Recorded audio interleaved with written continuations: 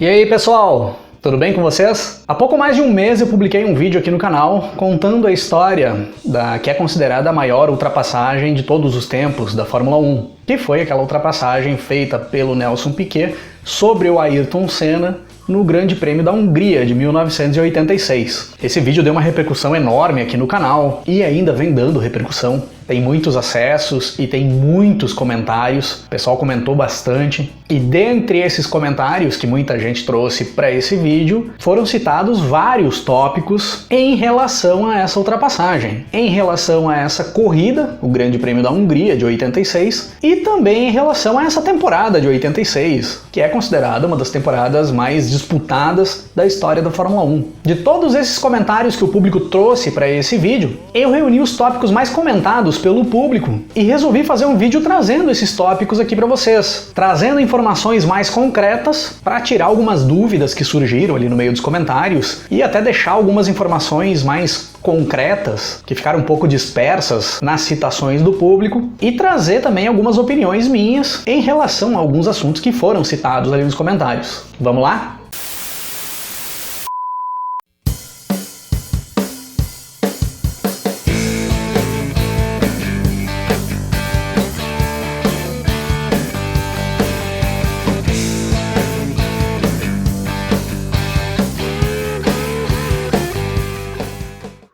Bom, um dos assuntos mais comentados pelo público nesse vídeo, da maior ultrapassagem de todos os tempos da Fórmula 1, foi a relação que o Piquet e o Mansell tiveram dentro daquela temporada, ou o Piquet e a Williams, porque eu mesmo cito no vídeo que teve uma certa guerra ali entre o Piquet e a Williams no decorrer da temporada de 86, temporada em que o Frank Williams estava fora, porque ele estava se recuperando de um acidente que ele sofreu lá no início da temporada, então as ações de direção da equipe ali ficaram mais na mão do Patrick Head, que não era a pessoa ideal em si dentro da equipe para coordenar as pessoas. Então muita gente dizendo ali nos comentários que o Piquet não vinha tendo o desempenho esperado no decorrer da temporada de 86 porque a Williams ia prejudicando ele para beneficiar o Mansell. E teve gente falando o contrário também, que essa conversa aí era papo do Piquet, que a equipe gostava mesmo era do Piquet e não do Mansell, que o Mansell reclamava de tudo, era chato pra caramba trabalhar com ele, e isso realmente viria a se confirmar alguns anos depois na Ferrari, onde a Ferrari falava abertamente que era horrível trabalhar com o Mansell, dava a impressão que estavam trabalhando com uma criança na equipe. Mas vamos lá ao que se sabe sobre esse assunto. Oficialmente não se tem nenhuma conclusão sobre isso, sobre o que realmente aconteceu na época. O que sabemos são conclusões que a mídia nos trouxe em relação ao comportamento do Mansell ali em 86, e do pessoal da equipe Williams, e também ao que o Piquet falava abertamente. E o Piquet falou abertamente na época que o Mansell vinha sendo beneficiado pela equipe, que copiavam os acertos do carro do Piquet para o carro do inglês e que as preferências de escolhas internas eram do Mansell. Isso é o que se sabe, mas nada oficial, nenhuma verdade absoluta. Na minha opinião, ou seja, não é verdade absoluta nenhuma, é só minha opinião, e se vocês têm outras opiniões diferentes, são válidas também. Eu acredito que sim, deveriam ter algumas preferências pro Mansell naquele ano de 86 dentro da equipe Williams. Porque o Mansell já era um piloto da casa, o Mansell era um piloto inglês e o Mansell já vinha correndo desde a temporada anterior junto com aquele pessoal, era mais conhecido. Então sim, o Mansell deveria ter algumas preferências, mas deviam ser preferências comuns, que não levaria a ter uma diferença tão grande de desempenho entre os dois pilotos dentro da pista e no decorrer do campeonato. Então, na minha opinião, essas preferências que o Mansell vinha tendo, o Piquet passaria por cima disso só com o seu conhecimento e com a sua qualidade como piloto. Isso aí não interferiria no desempenho do Piquet dentro da temporada. O que eu acredito que sim aconteceu e teve interferência nos resultados dentro da pista foram os acertos que o Piquet fazia no carro e que eram copiados para o carro do Mansell. Isso foi o que irritou o Piquet, mas isso só irritou o Piquet porque o Mansell vinha tendo resultados melhores do que o Piquet no decorrer do campeonato, com menos quebras, menos abandonos, ganhando mais corridas e principalmente porque liderava a tabela do Mundial. Se copiassem os acertos que o Piquet fazia no carro dele pro carro do Mansell, mas o Mansell não tivesse um bom desempenho e não conseguisse ter resultados melhores que o Piquet e liderar o campeonato, o Piquet não teria jogado merda no ventilador. Eu acredito que ali foi um artifício que o Piquet encontrou para tentar barrar o inglês no campeonato e ele voltar a crescer. E, com razão, é um título mundial em disputa. Se nada for feito, o teu companheiro de equipe vai ganhar o campeonato em cima do trabalho que tu tá fazendo, com a equipe lavando as mãos, sem fazer nada, deixando a coisa correr. Então, na minha opinião, o Piquet fez certo. Ele usou de um artifício válido que qualquer piloto que tá querendo buscar o mundial utilizaria. Agora, eu não vou ser hipócrita em dizer que é errado copiar o acerto do carro de um piloto pro carro do outro piloto dentro de uma equipe. Ainda mais se tu tem dentro da equipe um dos melhores acertadores de carro da Fórmula 1. É lógico que a equipe vai pegar o que esse cara tá melhorando no carro dele e vai levar pro outro carro da equipe, para a equipe crescer como um todo. Ou vocês acham que na Brava não era copiado os acertos que o Piquet fazia no carro dele pro carro do Patrese ou pro carro do Rebaque? Era copiado também. A diferença é que esses dois não conseguiam chegar perto do Piquet mesmo com os acertos copiados pro carro deles, porque não tinham qualidade para isso. Mas quando aconteceu em uma ocasião em que um piloto vinha utilizando os acertos que ele fazia no carro, que estava na frente dele na tabela do campeonato, o Piquet berrou, usou do artifício que ele tinha em mãos para voltar para a briga do título mundial ali naquele momento. E na minha opinião, tudo certo, tudo dentro do padrão de um piloto que quer buscar um título mundial dentro da Fórmula 1. Voltei, menino, aos 33. Outro tópico bastante comentado nesse vídeo foi em relação ao título que eu dei para ele, que é a história da maior ultrapassagem de todos os tempos da Fórmula 1. Muita gente me dizendo que a expressão maior tá colocada errada ali nesse título, não é maior, maior é relacionado a tamanho, o certo seria melhor, a melhor ultrapassagem de todos os tempos. Bom, vamos lá. O maior, a expressão maior utilizada nessa frase, nesse título do vídeo, é uma licença poética utilizada para demonstrar a grandeza do fato, dentro do contexto histórico da Fórmula 1. Por ser a mais comentada, por ser a que mais teve repercussão e por ser a que foi dada mais ênfase dentro da categoria, ela é a que teve mais grandeza na história da Fórmula 1. Ela é a maior e não necessariamente a melhor. Na minha opinião, tiveram ultrapassagens melhores do que essa dentro da Fórmula 1, como a do Mika Häkkinen em cima do Michael Schumacher no Grande Prêmio da Bélgica de 2000. Se alguém não viu, busca no YouTube essa ultrapassagem e dá uma olhada. Ou se pegarmos aquela disputa histórica entre o René Arnoux e o Gilles Villeneuve no Grande Prêmio da França de 1979,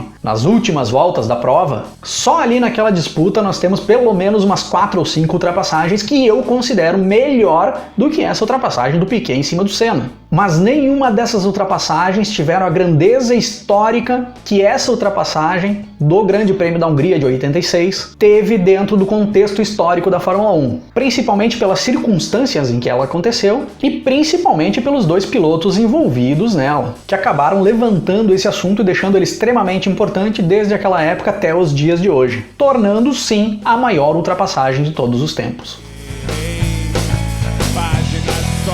Curtas que Deus sabe por quê.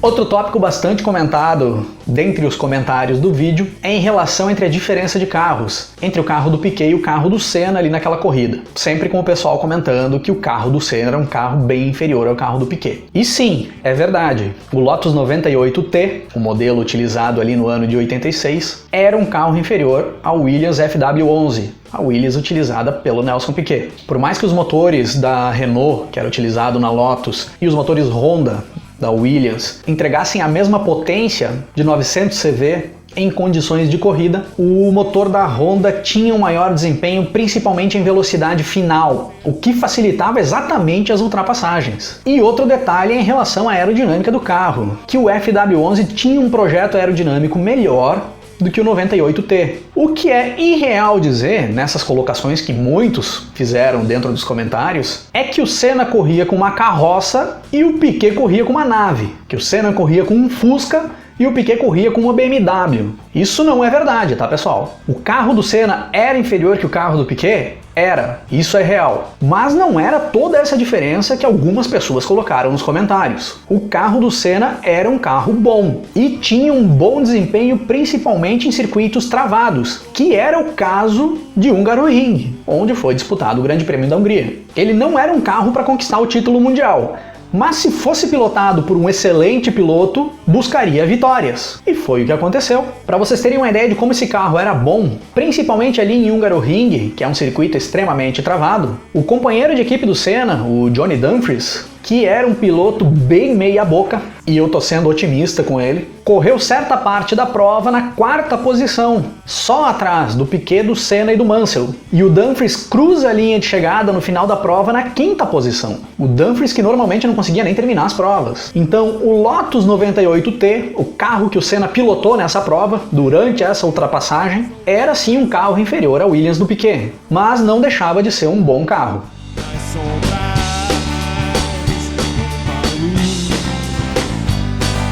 Outro tópico bem relevante, dentre os comentários que o público deixou ali, foi que muitos consideram que a manobra do Piquet foi imprudente e perigosa, e poderia ter machucado os dois. E aí também eu vou dar a minha opinião. Quando um piloto de Fórmula 1 está disputando uma posição na pista, principalmente quando está disputando a liderança da prova, ele vai utilizar de todos os recursos disponíveis de habilidade, de carro e de espaço na pista, chegando ao limite máximo para conseguir realizar a manobra de ultrapassagem. E às vezes passa desse limite e comete algum erro, como o Piquet cometeu 2 voltas antes na primeira tentativa de ultrapassagem, freando muito tarde e tomando o X do Senna. Por pouco a corrida dele não termina ali. E às vezes sim, esses erros resultam em acidentes. O piloto que não tem esse tipo de comportamento, de buscar o limite máximo ali dentro da pista, tanto o seu limite quanto do carro, quanto do espaço dele, sabendo que um erro dele pode comprometer a corrida dele e daqui a pouco até causar um acidente, nunca vai ser um campeão na Fórmula 1.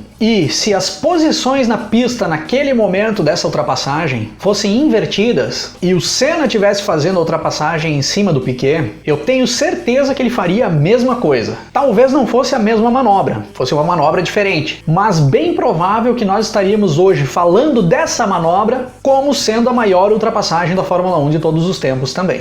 Está você, qual é meu velho? Ensinando a ser. Outro tópico bastante citado foi que o Piquet perdeu a liderança para o Senna durante a janela de pit stop, porque a equipe Williams, que já vinha prejudicando ele no decorrer da temporada, fez um pit stop muito demorado, a ponto do Senna sair na frente do Piquet após o seu pit stop. Errado. Essa informação está errada. Quando o Piquet parou para fazer a sua troca de pneus, a diferença entre ele e o Senna, o Piquet liderava, o Senna era o segundo, era de mais ou menos 4 a 5 segundos. Ele para e faz uma troca de pneus em 8,1 segundos. Uma troca normal para a época, onde as trocas normais giravam em torno de 6 a 8 segundos, se não tivesse nenhum problema. A dele levou 8,1 dentro do padrão. E foi uma troca mais rápida do que a troca do Mansell, a troca que o Mansell tinha feito algumas voltas antes. O Piquet sai do pit stop após essa troca, retorna na 2ª posição, atrás do Senna, que não tinha parado ainda. E na primeira passagem do Piquet, pela linha de chegada, ele estava a 21 segundos do Senna. Na 2ª passagem do Piquet, ou seja, na 2ª volta, após o seu pit stop, ele estava 24 segundos atrás do Senna. Ou seja, o Senna ia abrindo distância do Piquet naquelas primeiras voltas após o pit stop do Piquet. Como o Piquet havia saído do pit stop com os pneus frios, ele vinha fazendo voltas de 2 a 3 segundos mais lentas que as voltas do Senna. Nessa época, os pneus levavam de 3 a 5, até 6 voltas para chegar ao aquecimento ideal e o carro voltar a ter o ritmo normal de corrida. E foi essas voltas que o Piquet fez com o pneu frio que fez com que o Senna abrisse distância suficiente para fazer a sua parada para troca de pneus e voltar na frente do Piquet. E aí o Senna faz a sua parada. E aí sim nós teríamos um pit stop muito ruim feito pela Lotus, que levou 11,1 segundos para colocar o carro do Senna no chão. Eles tiveram um problema de encaixe em uma das rodas traseiras e demorou bem mais do que o previsto. Então quem teve um pit stop ruim nessa corrida foi o Senna e não o Piquet, como muita gente está escrevendo lá nos comentários. E mesmo com essa parada ruim do Senna, o Senna sai do pit stop e retorna para a pista com em torno de 10 segundos de vantagem para o Piquet, por consequência do ritmo muito bom que o Senna fez antes da sua parada, enquanto o Piquet estava na pista aquecendo seus pneus. Porém, nesse momento tinha se invertido a situação dos dois. O Piquet já estava na pista com os pneus aquecidos em ritmo normal de corrida. E o Senna precisava daquelas 5, 6 voltas para aquecer os seus pneus para voltar a ter um ritmo forte. E em questão de 4 voltas, o Piquet tirou essa diferença de 10 segundos, porque ele vinha fazendo voltas 2 a 3 segundos mais rápido que o Senna, e encosta a ponto de já tentar fazer a ultrapassagem. Só uma questão de tempo, de mistério. Outro tópico muito citado nos comentários é que, em relação aos dois pilotos envolvidos nessa ultrapassagem, foi muito mais mérito do Senna do que mérito do Piquet. Isso é uma questão opinativa, cada um tem a sua opinião em relação ao que vê. Na minha opinião, mérito do Senna? Sim. Mérito do Senna e não do Piquet?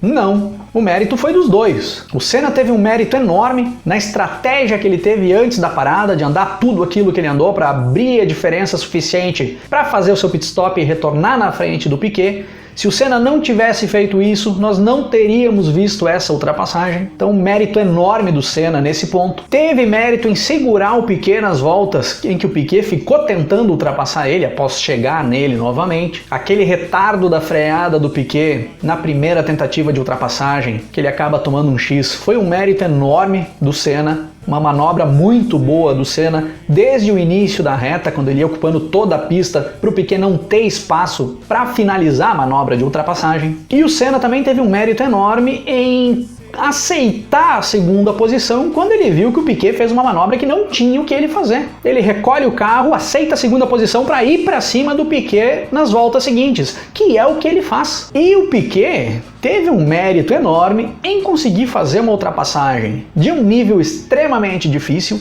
em um circuito em que é preciso quase que superar a perfeição para conseguir finalizar uma ultrapassagem, principalmente em cima de um piloto no nível do Ayrton Senna, que é um dos pilotos mais difíceis de ultrapassar que eu vi na pista.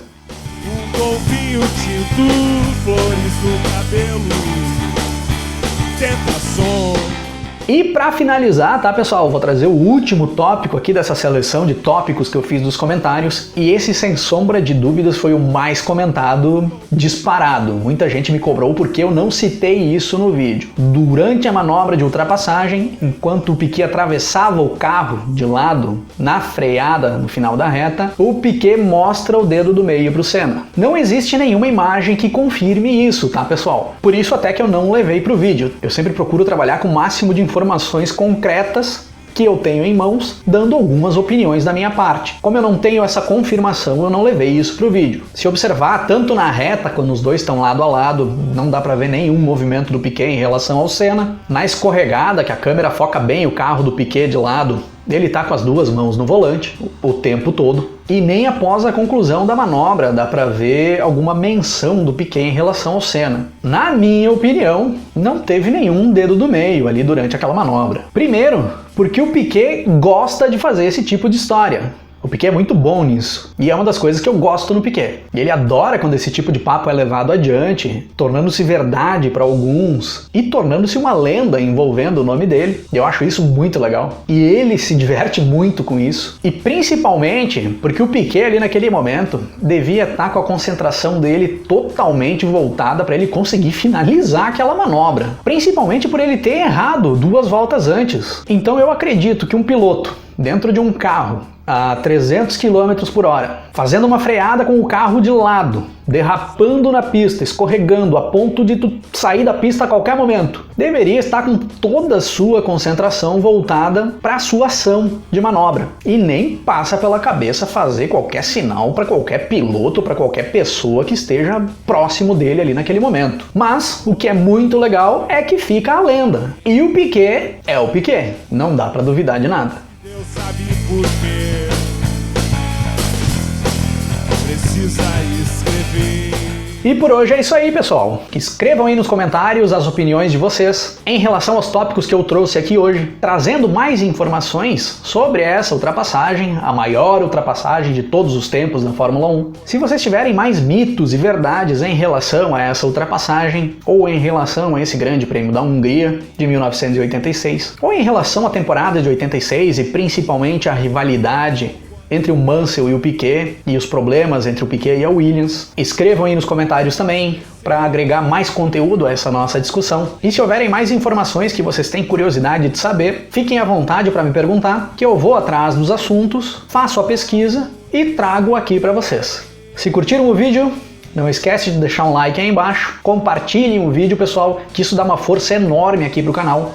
O YouTube recomenda muito os vídeos que são compartilhados, então compartilhem o vídeo com o público de vocês. Se inscreva no canal se ainda não se inscreveu, ative o sininho para receber as notificações dos vídeos que entrarem no ar aí na sequência. Se tiverem um interesse em apoiar mais o canal e receber mais conteúdo aqui do Rock and Race em troca, clica na opção Seja Membro e dá uma olhada nas opções de membros do Clube Rock and Race. Se tiver interesse por alguma, pode fazer sua inscrição por ali mesmo. Eu já deixo aqui para vocês votos de um feliz ano novo, com muita saúde, muita paz, que 2021 leve embora toda essa carga que 2020 trouxe para nós, que complicou para muita gente aí, que venham coisas boas e que a gente consiga se falar e trocar ideia aí no decorrer de todo o ano que vem pela frente. Então, vamos nos falando na sequência de 2021. Um grande abraço para todo mundo.